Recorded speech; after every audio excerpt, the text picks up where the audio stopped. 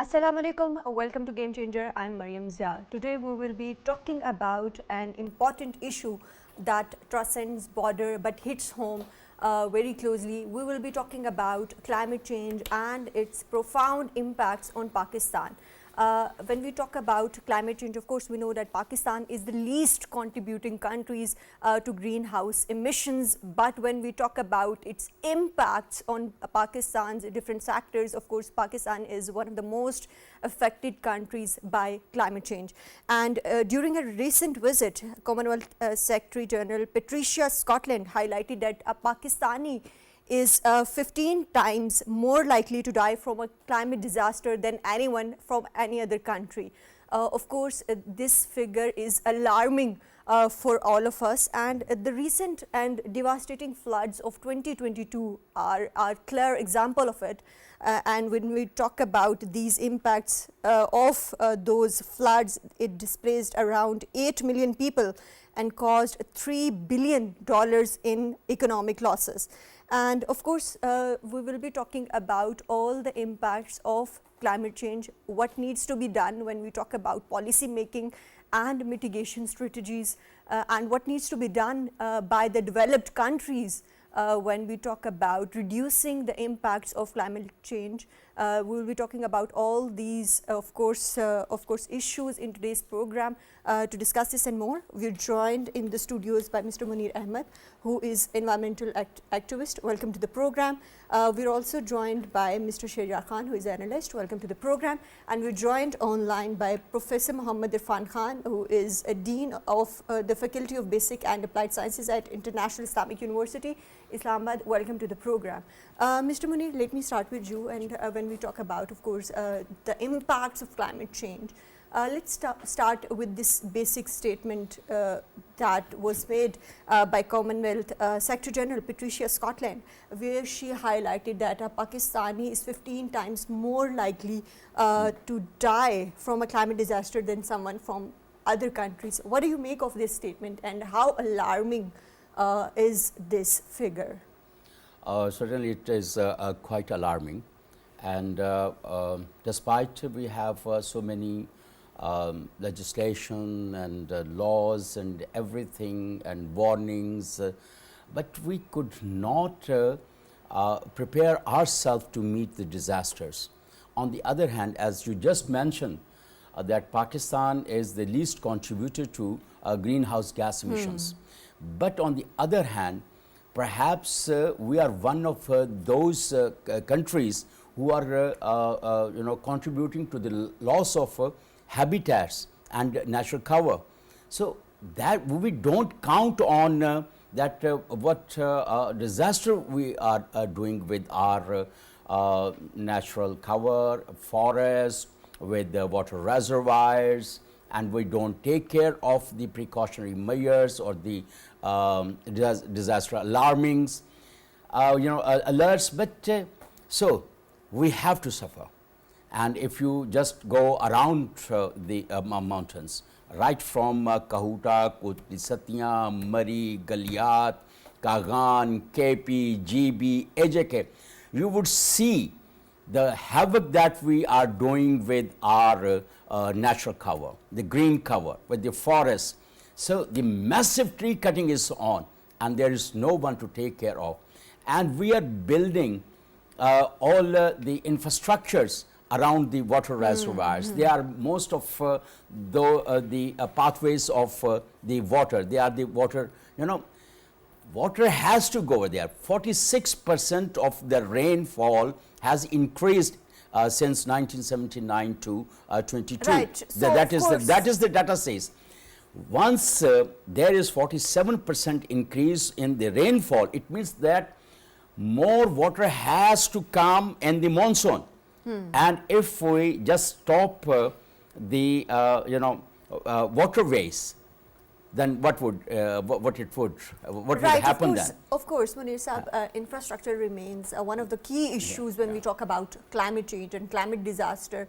But coming to, of course, starting from the, floods of 2022, which displaced around 8 million people and causes huge losses in all the, of course, sectors of Pakistan, especially, of course, Sindh and Balochistan were hardly hit by these devastating floods. But what kind of strategies can Pakistan make when we talk about, of course, mitigating the impacts of climate change? So, Maryam, there are like three-pronged approach that basically needs to be undertaken. One, obviously, as our esteemed guest also talked about, is that we have like a lot of like policy cover that is like already available. We have a lot of legislation. We have frameworks and work plans in place. But when it comes to implementation of those plans and policies, there is a lot more to be done. But we need to start from disaster preparedness. Yeah. So what kind of strategies are in place and what needs to be done in that regard? Very interesting question, and as our esteemed guest also noted earlier, that Pakistan has all the policy frameworks in place. We have action plans, we have like work plans, we have policy briefs that are in place in various ministries. The area where Pakistan is lacking is generally the implementation of all of those policies as well. When it comes to disaster risk reduction or preparedness, there are like a certain areas where Pakistan is like working and has made considerable progress. That's installing early warning systems, and then obviously getting the help of satellite imagery, which basically helps to do digital preparedness, and then you can basically predict what the weather patterns would be and what kind of rainfall we would be expecting the next month or two. So that basically gives Pakistan or the NDMA and the National Emergencies Operations Center a head start in which they can plan and prepare for any untoward weather patterns that could be predicted. So that's like one area where Pakistan needs to work, and then then the part of mitigation and risk reduction. That's where Pakistan is severely lacking. Now Right, we will be talking about mitigation and risk reduction, but when we talk about disaster preparedness, Dr. Irfan, of course, like we know that Secretary General also, Ms. Scotland also alluded to that Pakistan being one of the middle income countries receives very little aid from, of course, the developed countries and other funds. So how important is and how significant is for Pakistan to reach out for these climate finances, and what needs to be done in that regard? Okay, Maryam, thank you very much. This is very important aspect of this mitigation strategy. In fact, the mechanism that has been evolved or developed by the international community for financing these kind of emergencies, they are a bit troublesome and very cumbersome also. And our system, our bureaucracy, they lack capacity to develop the project to gain this, number one. Number two, our governing structure for the climate change, although we have made the climate change policy first in 2012 and its implementation framework in 2013, but nothing could happen. And in 2021, we made another climate change policy. And recently, we, under the order of the Supreme Court, we established climate change council, and now climate change authority. The process of being establishment is going on. So within the Climate Change Act, there is Section 4 of this, which establishes Climate Change Management Fund. So all international communities, when they think about if we give some aids and these kind of things towards the climate change mitigation and impact reduction, they always think about the lack of the capacity and to whom it should be given for executing those projects. So climate change management fund, that has to be established as the requirement of the law. So in that case, in simple word, what I can say, first we have to make our house in order to gain all those facilities which are being established by the international community, or the commitments or the promises made at the COPs.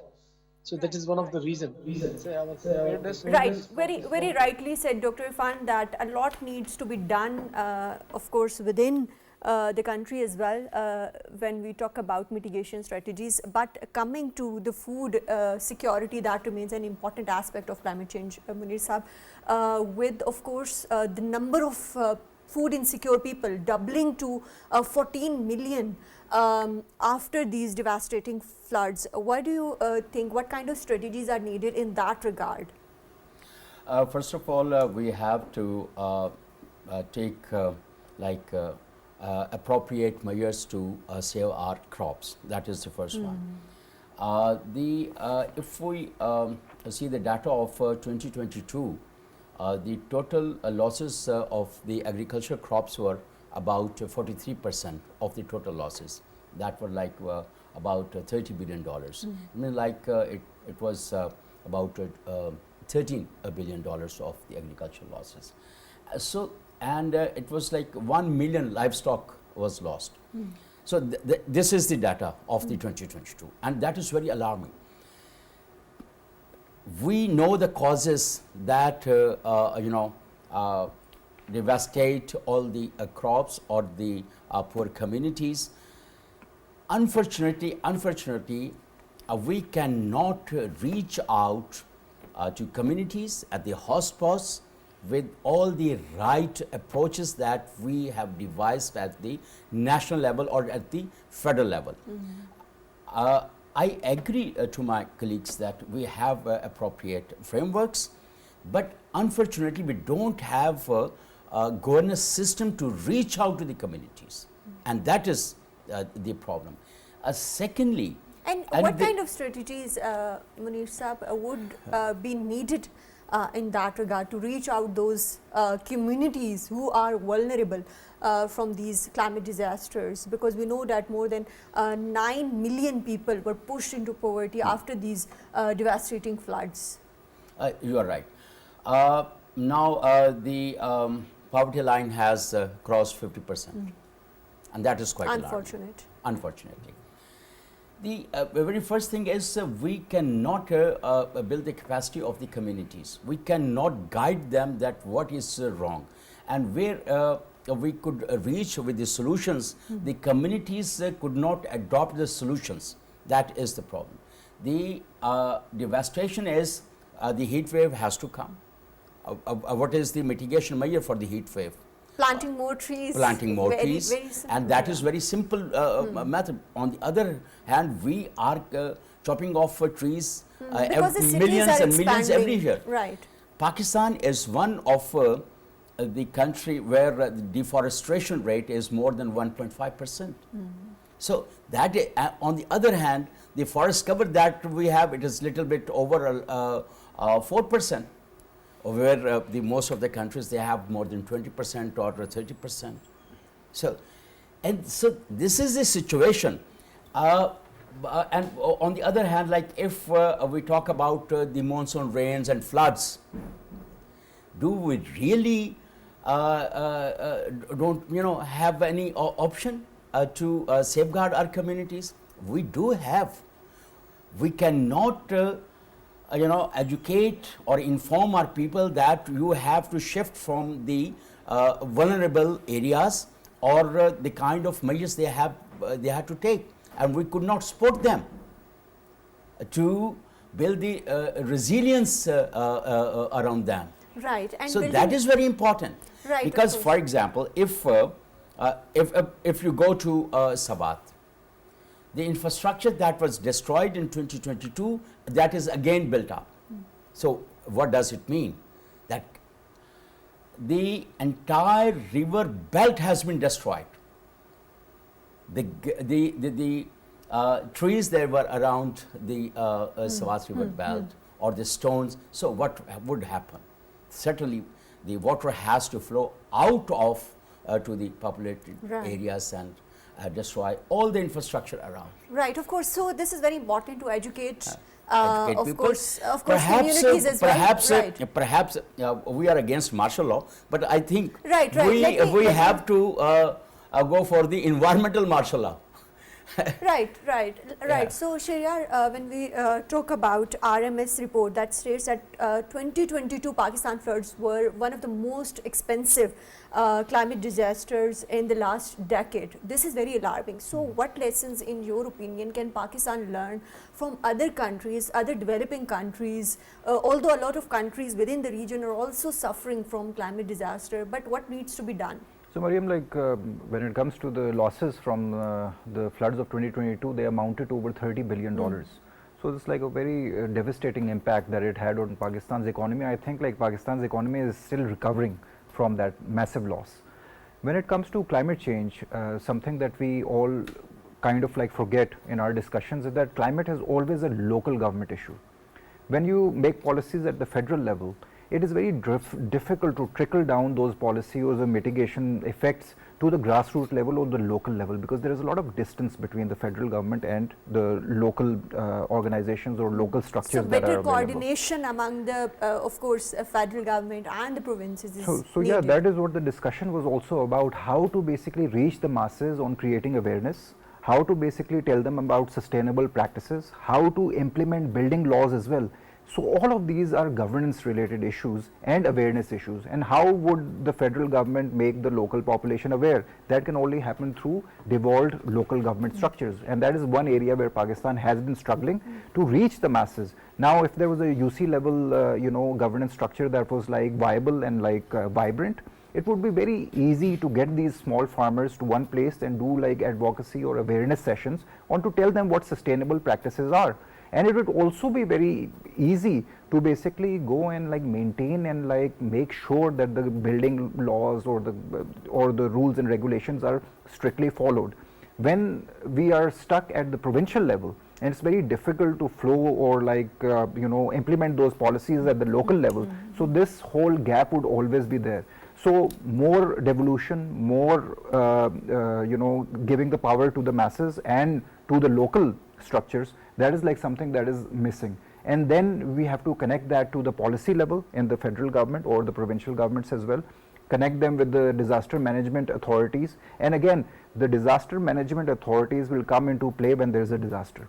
So what are we doing for mitigation, what are we doing for adaptation, that's a local issue. And any policy at the federal level will not be able to effectively flow into the local level unless there is a local structure there. And that is a big governance issue, a big governance gap that is always there in Pakistan's context. Right, and of course we need to work on that. But Dr. Irfan, when we talk about figures, of course scientific evidence suggests that only 1% increase in the temperature can of course lead to around 12% loss in GDP. So of course this figure is very alarming for countries like Pakistan, where this year we are suffering from the heat waves, and of course 2023 was one of the hottest years, and this year around, of course, there have been many days which were recorded to have highest temperatures. So what needs to be done when we talk about it from the economic perspective? You see, whatever is environmental degradation, or whether under the impact of climate change or under the impact of the pollution from other sources, all have economic impacts. And it has already been calculated in 2005-6 World Bank report. I was part of that study at that time, that it's 6% of our GDP. It was 1 billion rupees per day. So similarly, if we are not going to take any measure about the climate change, mitigation and adaptation are the secondary thing. The first thing is the climate change vulnerability assessment. First, we have to assess the vulnerabilities where we are. Then we have to develop our strategies according to each and every vulnerability. And most importantly, when we talk about economic losses, they mostly come in the agriculture and livestock area. And heat wave is the one aspect, and the flood protection is the second aspect. For the flood protection, we cannot have any other measure other than some reservoirs that can hold their water. And on that area, we don't want to talk even, because there are political activities around these things. But that is the major aspect. If we want to protect us from major disaster which leading to economic losses, we must develop the water reservoir. Right. Right, and of course, when we talk about heat waves, which is a recurring phenomenon, of course, over the past decade now. Mr. Munir, what's your take on this? That, of course, when we talk about it from the economic perspective, heat waves, of course, dampen the economic output as well. What kind of strategies are needed in that regard? First of all, we have to change our work habits, I believe. That in the coming days, if the heat wave persists and it increases, certainly we have to change our work routines. Perhaps in the COVID we gone to online things. And secondly, the most important thing is we have to aware the people how to combat the heat wave, because the precautionary measures that we shall take. And secondly, again, I will come back to the forestation, or now we have the urban forest phenomena as well, that we are trying to increase urban forests wherever the place we have in the urban cities to meet such kind of environmental issues. We need to adopt certain green initiatives around us. As I have mentioned a couple of times that some years back we launched a green neighborhood campaign. It was like, take care of your neighborhood. Just leave everything, but only your neighborhood shall be, you have to take care of the neighborhood. Plant trees, make it more cleaner, and like water conservation things.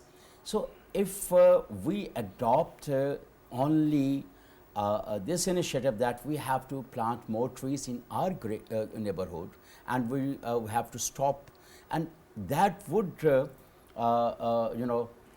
help decrease the heat wave phenomena. That is one of the aspects when we talk about, of course, planting more trees. But Sheharyar, coming to the government level and institutional level, when we talk about climate risks, of course, macroeconomics comes into play. What kind of strategies or policies are required at that level to mitigate the impacts of climate change? Because, of course, we know a lot of figures are very alarming, and the report by National Bureau of Economic Research indicates that climate change economic damage is comparable to that of a major domestic war.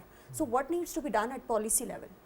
So Maryam, first of all, when it comes to planning, urban planning, national level planning, infrastructure planning, it has to be very climate adaptive in that sense.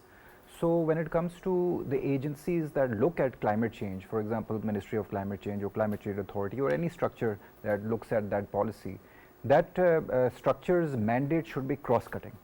So that climate change authority or like the ministry, they should be giving inputs on how development projects are basically being formulated. Are they sustainable? Are they up to international standards? Are they taking the adaptation frameworks into the whole framework has been integrated or not, and how it will be implemented on ground. In that area, Pakistan is lacking because we don't have the technical capability or the international best practices that are basically used to basically develop these development programs as well. When we talk about urban planning and city development as well, our cities are not sustainable, and our esteemed guest also pointed to that. So sustainable city developments and city expansions also needs to be done. Again, that's a local government issue. That's a city-wise, devolution issue where Pakistan again is very lacking. In terms of accessing finance on how to do it, accessing international technologies, research and innovation, that is one area where international cooperation is also needed. Right. When we talk about international support and international cooperation, that is very significant. So do you think that Pakistan being a middle income country, of course we don't have that much access to the international support, what needs to be done to strengthen those mechanisms where we can access to climate finance? First of all, the climate finance is not available as much required for the developing countries or the least developed countries. If we talk about the Paris Agreement, Green Climate Fund was not, is not much enough, and the developed countries did not met their commitments.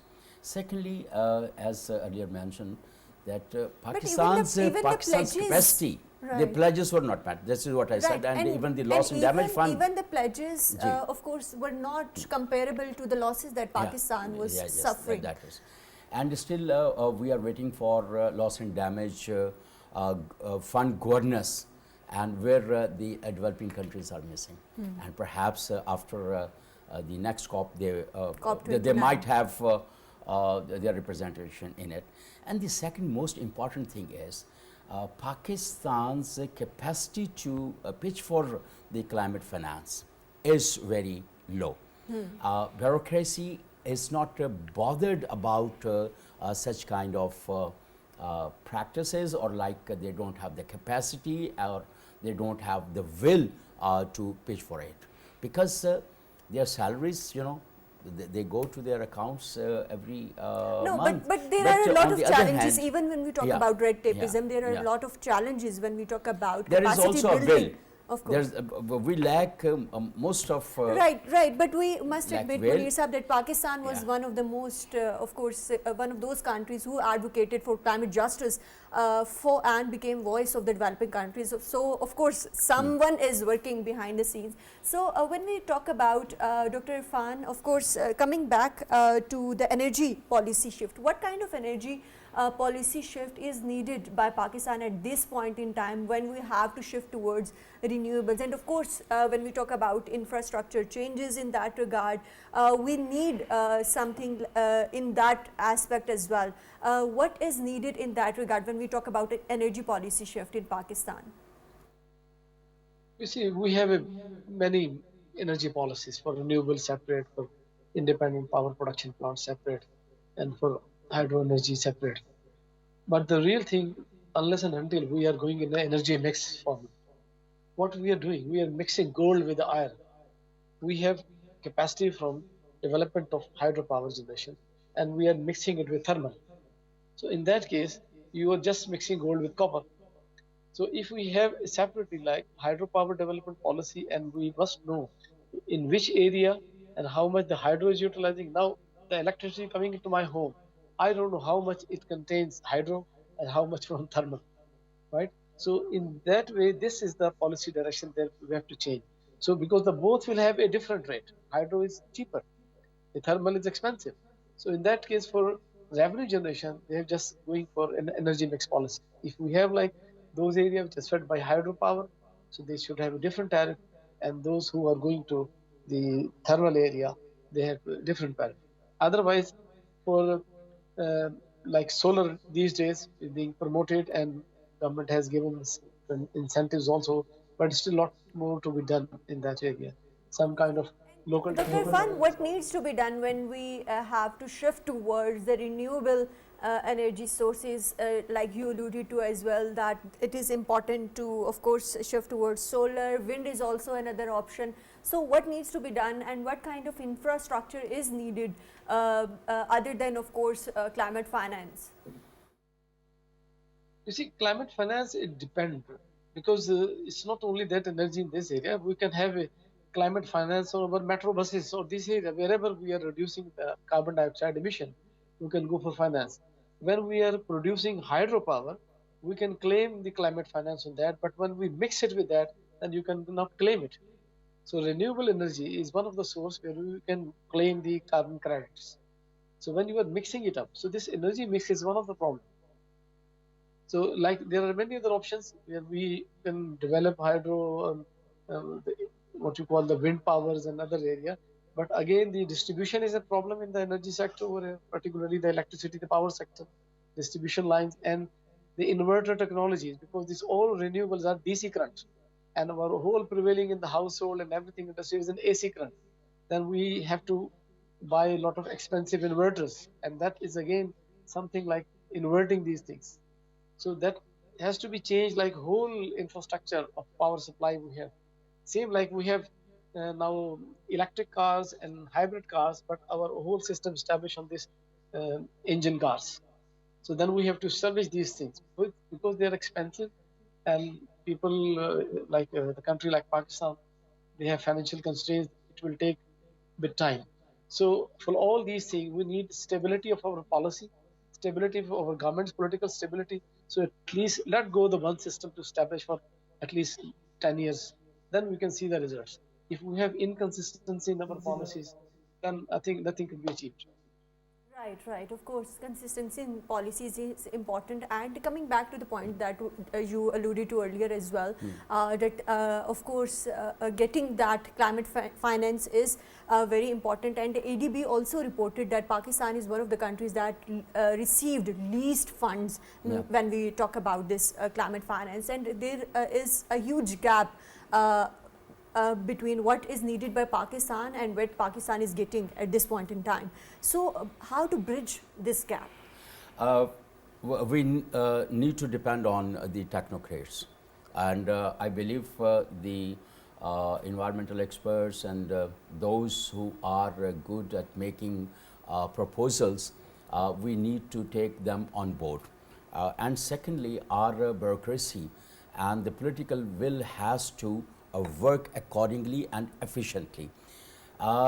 They seems to have a political will, but still that political will is not translated into efficiency of bureaucracy to to prepare or like to get the technical assistance from the organizations they are willing to provide technical assistance. But when we talk about Paris Agreement, and we know that Article 9(1) of Paris Agreement mandates the developed countries that, of course, they have to provide financial resources to countries like Pakistan. So, how can Pakistan leverage such articles to its own benefit and getting those finances? First of all, because of course we know that developed countries are very much resistant. There is a lot of resistance we witnessed in COP28, COP27 as well. So of course we know that as well. It's like I would say like they come, they chit chat and they disagree to what is required by the developed worlds or the vulnerable countries, and they go back, or the promises they make and they are not fulfilled. This is the one phenomena. But on the other hand, it is up to us that how proactively we prepare our projects. To prepare the projects, we need to have the data and to have a very comprehensive approach. That is also missing, as Sheharyar said, that in the planning phase we have to incorporate such techniques or such aspects in our PSDP so that we could prepare. And most importantly, we have to synergize our efforts and potential to pitch those climate finance for climate financing.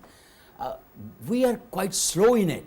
And even in the negotiations, of course, we need to speed up those systems as well. But coming back to the, of course, heat wave, we know that UN Secretary General, of course, recently stated and warned of an extreme heat epidemic. What measures should Pakistan take when we talk about precautionary measures or anticipatory measures, although it's already going on, are needed to address the health and economic impacts of extreme heat wave?